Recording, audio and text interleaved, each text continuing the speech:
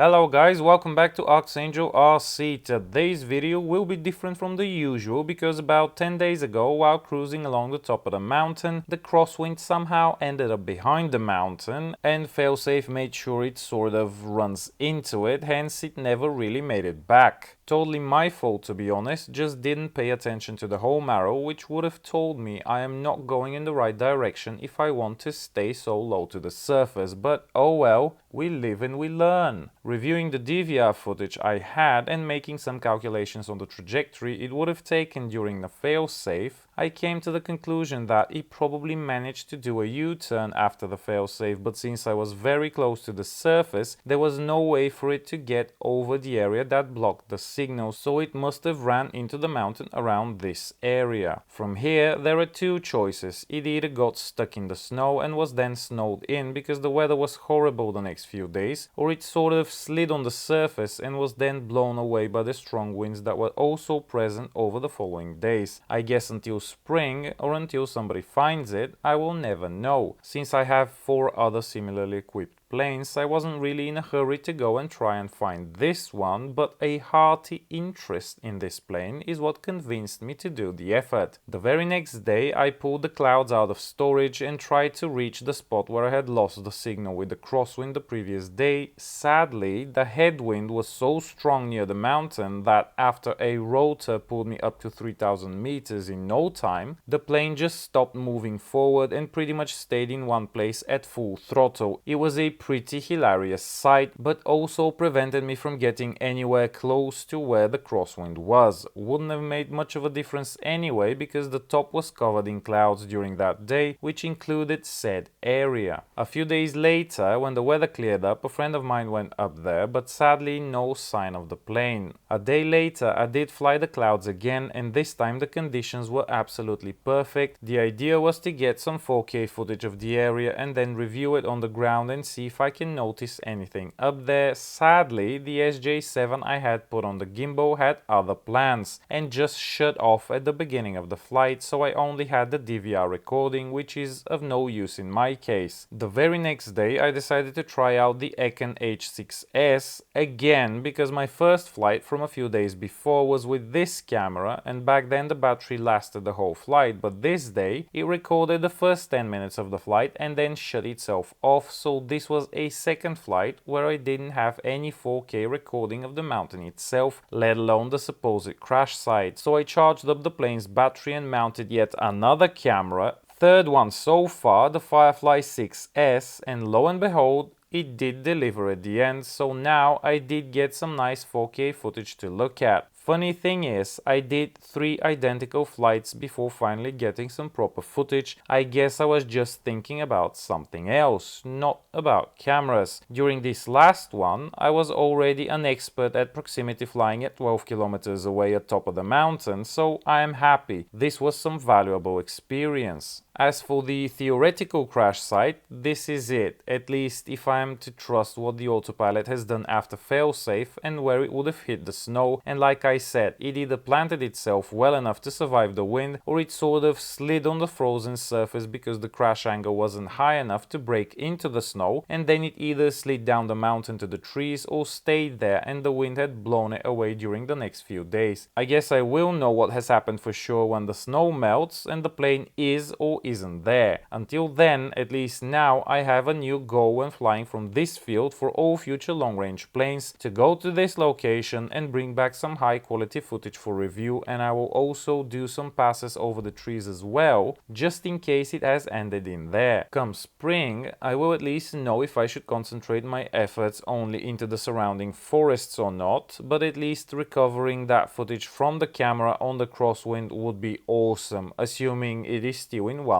piece. Just so I wouldn't water this video down, clouds proximity flying at the mountain will be its own video, so stay tuned and wait for that one, should be coming around shortly. Until then, Links for all items shown and used in this video can be found in the description below, and using any of them to buy literally anything from those websites would help support this channel, and you would have my eternal gratitude, as that is how I make my living. Another way you can support me is Patreon. The link is also there, and I would like to extend my unending gratitude to all the people who have supported me so far in any way and would continue to do so. I really wouldn't be here without you guys. If you have enjoyed this video and found it useful, please feel free to like, share and subscribe if you haven't already, and don't forget to hit that bell button so you can be notified when I upload a new video. Also consider following me on Facebook for more regular updates. I wish you much better luck than the crosswinds, and until next time.